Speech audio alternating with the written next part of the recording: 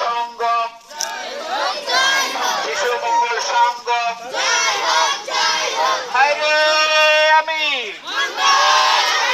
হায়রে আমি,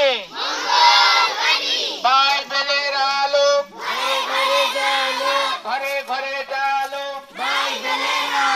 শিশু মঙ্গল সংঘ, হায়রে আমি, বাইবেলের আলো ঘরে ঘরে জালো, শিশু মঙ্গল সংঘ, শিশু মঙ্গল সংঘ, চাপুমারা আলো ঘরে ঘরে জালো, শিশু মঙ্গল সংঘ, হায়রে আমি, হায়রে আমি,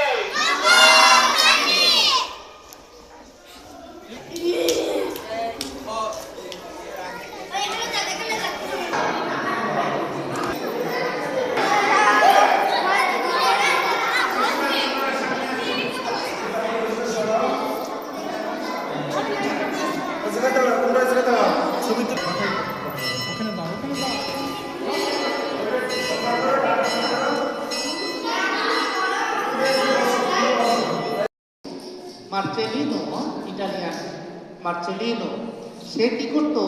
প্রতিদিন ফাদারদের হাউসে যেত, গিয়ে ফাদাররা কি করে? রুটি তৈরি করে, নিজেরা তৈরি করে খাবার প্রস্তুত করে, স্যুপ তৈরি করে। একটা যিশু ছিল ফাদারদের ঘরে, বড় একটা মূর্তি আছে সেখানে। সেই যিশুর কাছে সে দেখতে পায় যে যিশু খ্রিস্ট ওখানে বসে থাকে, কিন্তু যিশু কিছু খায় না। দেখছে যে যিশুর পেট খালি না, ওখানে দেখো যিশুর দিকে তাকাও না, ওই যে আমার পিছনে যিশুর দিকে তাকাও, যিশুর দিকে তাকাইছো, যিশুর দিকে তাকাও, ও যে ওখানে যিশুর দিকে তাকাও, ক্রুশের দিকে তাকাও, যিশুর পেট ভরা, যিশুর পেট ভরা, যিশুর ক্ষুধা লাগছে, তাই না? তাহলে তোমাদের মতো ছোট্ট ছেলে সে দেখছে যে যিশুর ক্ষুধা লাগছে, যিশু ওখানে সবসময় থাকছে, তাহলে খাবার খাচ্ছে যে যিশু আমরা তো সবসময় খাই, তো যিশু তো খেতে পারছে না। তখন সেই ছোট্ট ছেলে কি করছে জানো? ওই যে দাদারা রুটি তৈরি করছে, ঘর থেকে রান্নাঘর থেকে রুটি নিয়ে দৌড় দিয়ে যিশুর কাছে আসছে।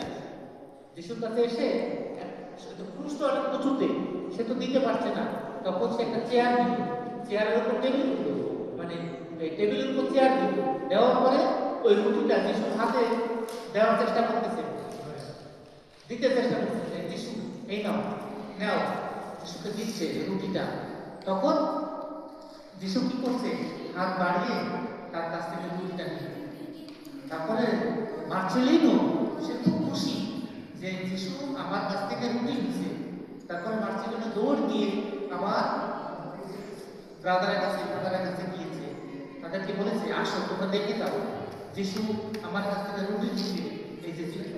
তখন যিশুর ওই যে ক্রুশের দুই হাত না, দুই সাইডে দুইটা হাত, ডান হাতে তিনি হাত নামিয়ে সে ক্রুশ থেকে নেমে তারপরে রুটিটা নিয়ে